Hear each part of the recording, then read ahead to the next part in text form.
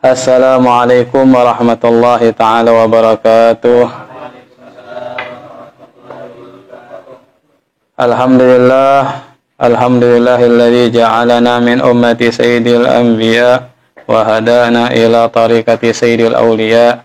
Asyhadu an la ilaha illallah wahdahu la syarika lah, syahadatan taj'aluna minas su'ada, wa asyhadu anna sayyidana Muhammadan abduhu wa rasuluhu azkal azkiya. Allahumma salli ala sayyidina Muhammad al-fatih lima ughliq wal khatim lima sabaq nasirul haqq bil haqq wal hadi ila siratikal mustaqim wa ala alihi haqqa qadrihi wa miqdaril azim.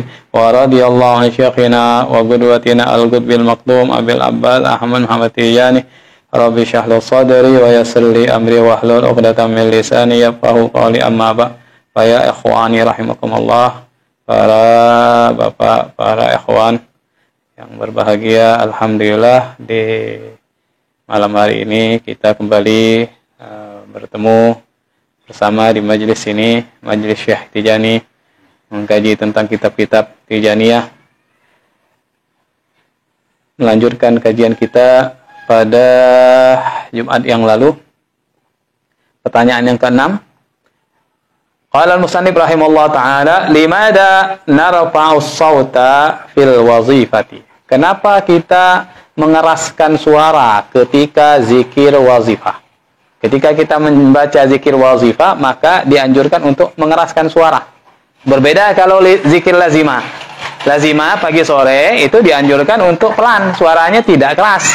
Cukup kita sendiri saja, telinga kita yang mendengarkan. Tetapi untuk zikir wazifah ini dianjurkan untuk mengeraskan suara. Nah, pertanyaannya, kenapa kita harus mengeraskan suara ketika kita membaca zikir wazifah? Jawabannya, Allah Subhanahu wa ta'ala huwallazi amara rasulahul karim fil Qur'anil karim. Haitsu qala li Nabi sallallahu alaihi wasallam. Jadi dalilnya, kenapa kok kita membaca wazifah dengan mengeraskan suara? Karena Allah Subhanahu wa ta'ala yang telah memerintahkan rasulnya, Rasulullah SAW yang mulia, dalam kitabnya Al-Quran, di mana Allah Subhanahu wa ta'ala telah berfirman kepada Nabi-Nya sallallahu alaihi wasallam, A'udzubillahi minasyaitonir rajim, dalam surat Al-Kahfi ayat 28 di situ. Wasbir nafsaka ma'al ladina yad'una rabbahum bil ghadati wal 'ashiyyi yuriduna wajhahu. Dan sabarkanlah dirimu bersama orang-orang yang berdoa kepada Tuhan mereka di waktu pagi dan sore. Yuriduna wajhahu, mereka menginginkan ridho Allah Subhanahu wa ta'ala.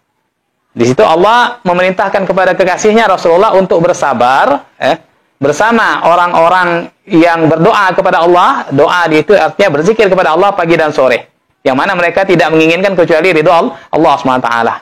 Nah, ketika itu Rasulullah dalam posisi tertekan, diteror, dihina, dicaci, maka Allah perintahkan beliau dan para pengikutnya, para sahabat yang beriman ketika itu untuk bersabar. Wa dzikru, apa hubungan dengan ayat ini dengan mengeraskan suara dalam wazifah? Wa dzikru ma'al jamaah la budda fihi min rafi'is shaut. Zikir dengan berjamaah harus mengeraskan suara. Tadi kan disebutkan dalam ayat ma'al ladina yad'una rabbahum, bersama orang-orang yang berdoa kepada Tuhan mereka. Berarti kan ramai ini. Berdoa, ramai berdoa, Jadi zikir dengan jamaah harus mengeraskan suara. Wal ayatu la tadul ala syai'in illa ala jamaah. Dan ayat tersebut tidak menunjukkan kecuali untuk menunjukkan zikir atas jamaah. Jadi ayat tersebut menunjukkan para sahabat berzikir berjamaah bersama Rasulullah sallallahu alaihi wasallam. Nah, ini bahwasanya zikir dengan jamaah, namanya zikir jamaah kan tidak mungkin melankan suara, harus mengeraskan suara. Di dalam ayat ini Allah menyatakan bahwa para sahabat berdoa, mereka berdoa kepada Tuhan, artinya mereka ramai-ramai, otomatis mereka dengan zikir berjamaah, berdoa bersama dan mengeraskan suara. Tarawna anna ba'dan nas yamna'una an dzikrillah fi masajidihim. kalian bisa melihat bahwa sebagian orang, ada sebagian sekelompok orang ini mencegah untuk berzikir kepada Allah di masjid-masjid. Nah, mereka melarang berzikir, mengumpul-ngumpul di masjid, dilarang untuk berzikir. Ada sekelompok orang seperti itu, mengatakan bid'ah lah, inilah sebagainya, dilarang berzikir di masjid. Ada sekelompok orang. Ma'aqauli ta'ala, padahal Allah SWT telah berfirman. Jelas dalam firman Allah SWT, Allah menyatakan, a'udzubillahi minasyaitonirrajim, dalam surat Al-Baqarah ayat 114. Wa man azlamu mimman mana'a masajidallahi ayyudkara fi hasmuhu wa sa'a fi kharabiha. Siapa? Ini bukan Allah bertanya, tapi Allah memberikan informasi, siapa yang lebih zalim dari orang yang telah melarang, mencegah masjid-masjid Allah untuk disebut di dalam masjid itu nama Allah SWT. Berzikir kan menyebut nama Allah. Ketika seseorang melarang orang-orang berzikir di masjid, berarti dia telah melarang orang-orang menyebut nama Allah di masjid. Nah, siapa yang lebih zalim, kata Allah SWT, dari orang yang telah mencegah masjid-masjid Allah untuk disebut nama Allah di dalam masjid tersebut, dan dia berusaha fi kharabiha untuk menghancurkan itu masjid. Menghancurkan dengan membuat orang tidak berzikir, maksudnya bukan meroboh, menghancur sini. Menghancurkan bukan berarti merobohkan masjid. Masjid itu tidak ada suara zikir, tidak ada suara Quran, tidak ada orang sholat, itu namanya menghancurkan masjid. Bangun masjid bagus-bagus, tapi tidak ada isinya.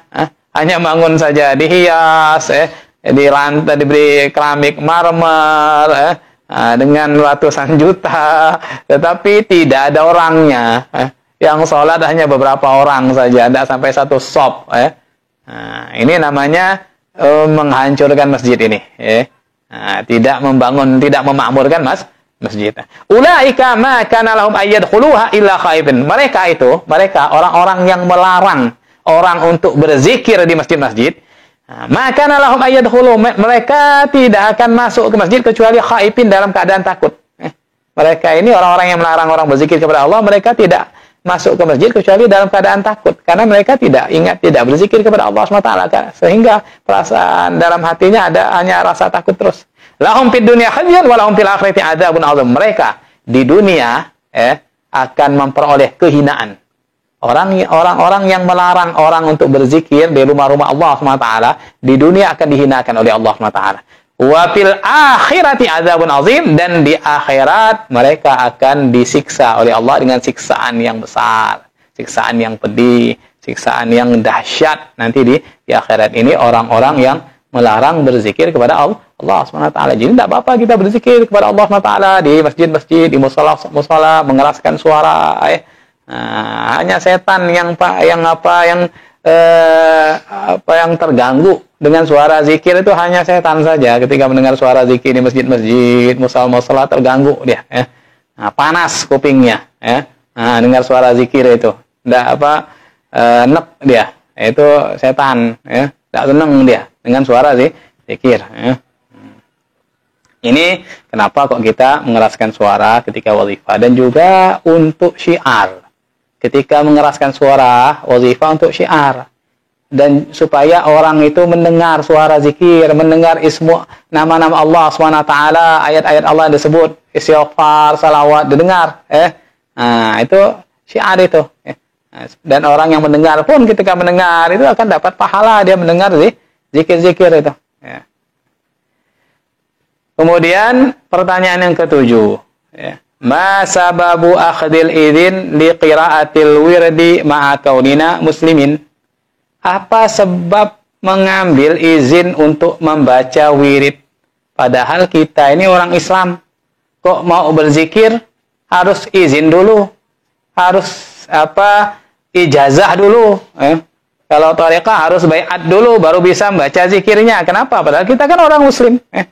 Harusnya tidak pakai izin, tidak pakai ijazah, kan langsung boleh baca. Kenapa kok harus izin? Apa alasannya? Kok harus izin, harus ijazah, harus talqin dulu kalau dalam thariqah? Jawabannya, qad amarana Allah bittiba'i sabili man anaba ilaihi. Allah Subhanahu wa taala telah memerintahkan kita untuk mengikuti jalan orang yang kembali kepada Allah. Allah telah memerintahkan kita untuk mengikuti jalannya orang yang kembali kepada Allah Subhanahu wa taala. Ya. Orang-orang yang kembali kepada Allah ini orang-orang yang para aulia, ya, para ulama yang takut kepada Allah, yang kembali kepada Allah. Nah, itulah yang diperintahkan oleh Allah kepada kita untuk kita ikuti jalan orang-orang seperti itu. Orang-orang yang senantiasa kembali kepada Allah. Dalam firman-Nya Allah berfirman dalam surat Al-Luqman ayat 15, A'udzubillahi minasyaitonirrajim, wattabi sabila man anaba ilayya, tsumma ilayya marji'ukum fa unabbi'ukum bima kuntum ta'malun. Wattabi, dan ikutilah jalan orang yang kembali kepadaku. Jalan, ini perintah Allah SWT, ikutilah jalan orang yang kembali kepadaku. Orang yang senantiasa kembali kepada Allah. Mengingat Allah, kembali kepada Allah maksudnya mengingat Allah SWT. Senantiasa berzikir kepada Allah SWT. Itulah orang-orang yang kembali kepada Allah. Ketika dia melakukan kesalahan, dia bertobat. Istighfar dia, balik dia kepada Allah SWT. Nah, jadi Allah perintahkan kita untuk mengikuti jalan orang yang kembali kepada Allah. Tsumma ilayya marji'ukum. Kemudian kalian akan tempat kembali kalian adalah kepadaku. Kita semua akan kembali kepada Allah Subhanahu wa taala. Nah, kita hidup ini sementara saja. Nanti kita akan kembali kepada Allah yang telah menciptakan kita. Nah, akan mempertanggungjawabkan amal ibadah kita yang telah kita lakukan di dunia ini, akan kembali kita kepada Allah Subhanahu wa taala. Nah, ini Allah peringatkan, "Tsumma ilayya marji'ukum." Jadi tempat kembali kalian semua kepadaku, kata Allah Subhanahu wa taala. Fa unabbi'ukum bima kuntum ta'malun. Kemudian akan kuberitahu kalian apa yang kalian perbuat. Nah, nanti ketika kita sudah kembali kepada Allah Subhanahu wa taala di akhirat, Allah beritahu kita apa yang telah kita perbuat mulai dari baligh sampai kita mati, ada semua catatannya.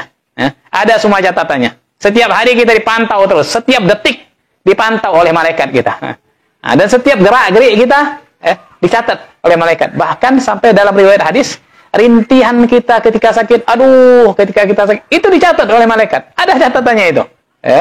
Sehingga Imam Ahmad bin Hanbal itu, ketika beliau mendengar hadis ini, bahwasanya rintihan orang sakit itu akan dicatat di sisi malaikat. Itu kan mubah, itu bukan sebuah perbuatan dosa, tapi perbuatan mubah, tapi masuk dalam catatan. Akhirnya beliau sejak mendengar itu tidak pernah merintih lagi. Sampai meninggal beliau walaupun rasa sakit, di penjara, dicambuk, beliau tidak merintih.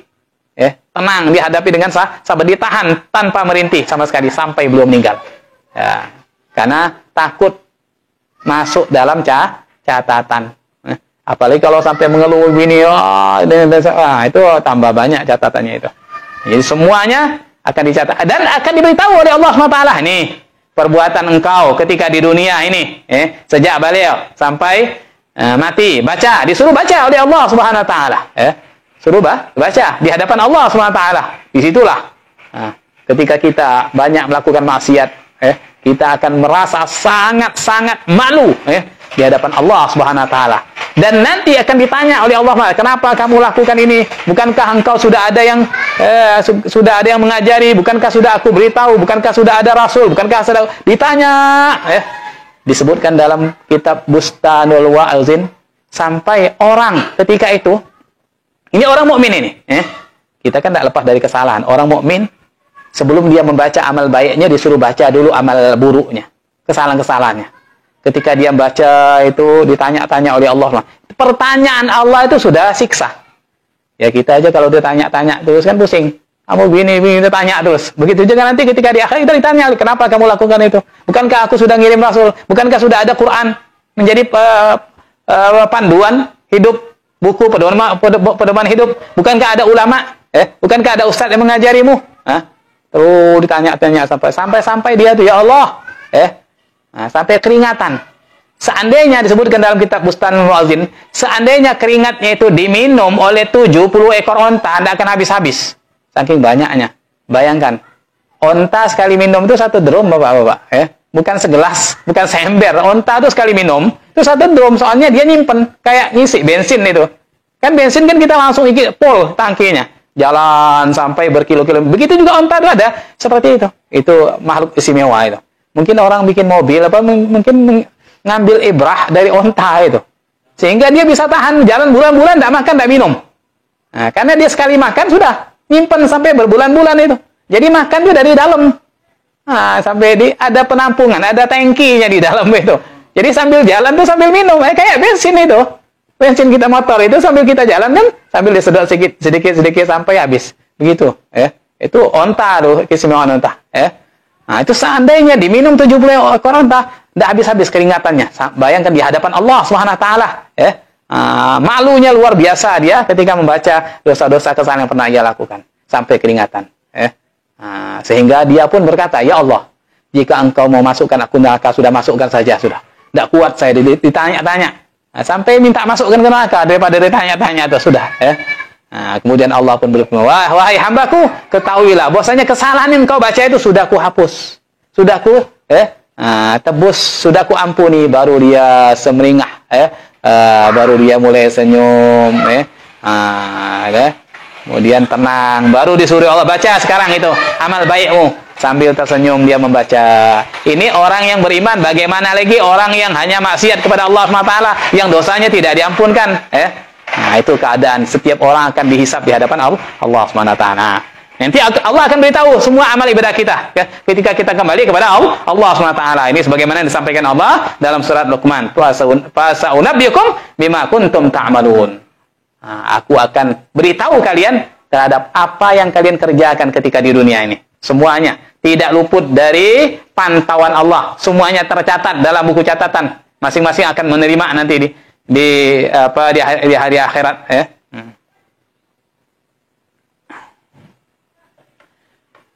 Wa amarna aidan an nas'alahu as-suluk as-sabil al-mun'am 'alaihim. Allah juga memerintahkan kita untuk memohon kepadanya agar kita bisa menempuh jalan orang mereka yang telah diberi nikmat oleh Allah SWT. Allah perintahkan kita untuk memohon, meminta kepada Allah, berdoa supaya kita bisa mengikuti, menelusuri jalan-jalan orang-orang yang telah diberi nikmat oleh Allah SWT. Haitsuqal, di mana Allah Ta'ala telah berfirman dalam surat Al-Fatihah yang tiap hari kita baca, setiap sholat kita baca, itu kita minta kepada Allah, kita berdoa kepada Allah setiap hari. Ihdinas siratal mustaqim, siratal ladzina an'amta 'alaihim. Ya Allah, tunjukkan kami jalan yang lurus, yaitu jalannya orang-orang yang telah Engkau beri nikmat kepada mereka. Para pakar tafsir mentafsirkan ayat ini, siapa orang yang telah diberi nikmat oleh Allah SWT? Mereka adalah para nabi, para rasul, para syuhada, para aulia, para solihin. Itulah orang-orang yang telah diberi nikmat kepada Allah. Kita mohon kepada Allah supaya ditunjukkan jalan mereka, supaya kita bisa menelusuri jalan mereka, berada di bawah bendera mereka, berada di jalan mereka, jangan sampai menyimpang. Itu setiap hari kita berdoa kepada Allah SWT. Setiap kita sholat kita minta kepada Allah SWT. Nah, ini perintah Allah Subhanahu wa taala supaya kita mengikuti supaya kita memohon untuk bisa mengikuti jalannya orang-orang yang diberi nikmat oleh Allah. Mahma yuridul insan ayyasuka tariqa qaumin au yuridu ayya'mala 'amali qaumin labud ayyasta'zin minhum. Seandainya seorang manusia mahma yuridu, seandainya seorang manusia ingin menempuh jalan satu kaum, ingin mengamalkan amalan satu kaum, dia harus minta izin kepada mereka. Nah, kita mau mengikuti amalan seorang wali, mengikuti zikir yang dibaca oleh seorang wali, kita harus minta izin dengan dia, karena dia yang punya. Nah, inilah dasarnya kenapa kok kita wirid itu harus izin, karena wirid itu punya para wali, mereka yang nyusun, mereka yang mendapat ilham dari Allah Subhanahu wa taala. Nah, kita untuk membacanya harus izin dengan mereka. Kalau kita tidak izin, bahaya bagi kita. Bahaya. Kalau kita izin, berarti kita sudah dibentengi. Sudah aman kita, tidak akan mudarat. Kalau tidak izin, ini yang bahaya ini. Nanti bisa linglung, stres, bahkan mungkin bisa gila karena zikir wirid itu ada dosis-dosis tertentu itu, Ada asrarnya itu, jangan main-main, jangan asal baca saja, nemu di kitab baca pokoknya, tanpa ada izin dari orang-orang bisa memberi izin, bahaya itu, harus izin. Karena wirid itu adalah zikirnya orang-orang soleh, Zikir satu kaum yang mereka berzikir, menyusun wirid itu dapat ilham dari Allah Subhanahu wa taala, dan itu adalah amaliyah mereka. Harus kalau kita ingin meniru membaca, harus izin dengan mereka. Inilah kenapa zikir itu harus dengan ijazah, harus dengan izin. Kalau tidak dengan ijazah, berarti kita sama seperti mengambil sesuatu tanpa izin, kan tidak boleh, tidak boleh ngambil sesuatu tanpa izin itu, syubhat namanya, zikir kepada Allah tapi dengan syubhat, tanpa izin yang punya, walaupun kita muslim umpamanya, tetapi itu karena memang itu bukan milik kita, zikir-zikir susunan para masyayikh, maka kita harus izin dulu, lewat orang yang dapat izin dari mereka, turun-temurun umpamanya. Seperti Thariqah Tijaniyah ini tidak boleh sembarang kita ngamalkan, harus dapat izin, harus dapat izin sahih dari orang yang bisa memberi izin, yaitu dengan talqin atau bai'at. Itu dengan talqin ataupun yang disebut dengan bai'at. Karena dengan bai'at itulah akan mengalir madad. Orang yang punya zikir itu akan mengalir kepada kita ketika kita ada ijazah, ada bai'at, ada talqin itu, Ibaratnya talqin atau bai'at itu seperti channel, saluran. Jadi kalau kita sudah punya channelnya, tinggal buka aja, nanti akan mengalir.